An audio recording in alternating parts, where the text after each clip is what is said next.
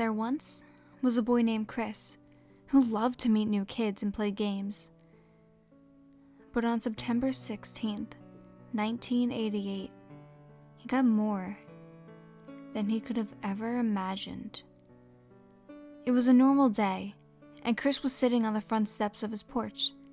He had seen a little boy and two little girls walk by, so Chris asked them if they wanted to play, and their reaction was naturally yes.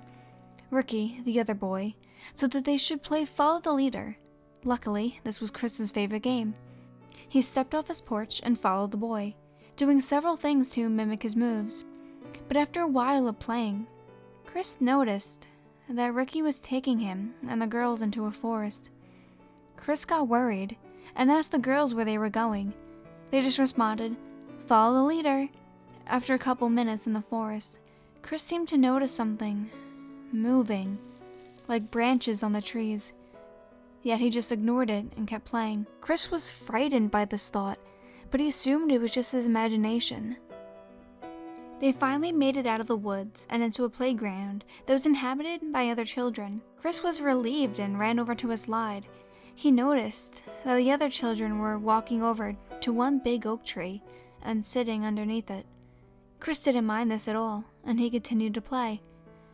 After 10 minutes of playing, he saw the kids still sitting there. But Chris had noticed a bare tree seemed to appear in the shadows of the massive oak. Chris played for another couple of minutes, and he saw the tree move towards the kids. He just thought the heat was getting to him.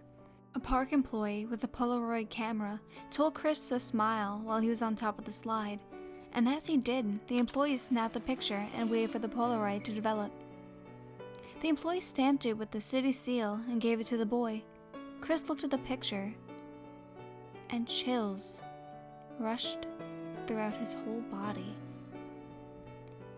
He saw the kids sitting next to the tree and the same man standing in front of them as he's seen in the woods. Chris turned around to see the kids and the smaller tree missing. He backed up, tripping over a falling branch. He remembered that there was no tree by the slide. Chris looked up to see a blank face staring down at him. He went to scream but nothing came out. He tried to run but the man's branch-like hand was grasping his foot. There was no escaping.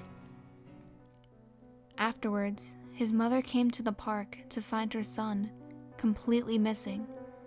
In his place was his photograph.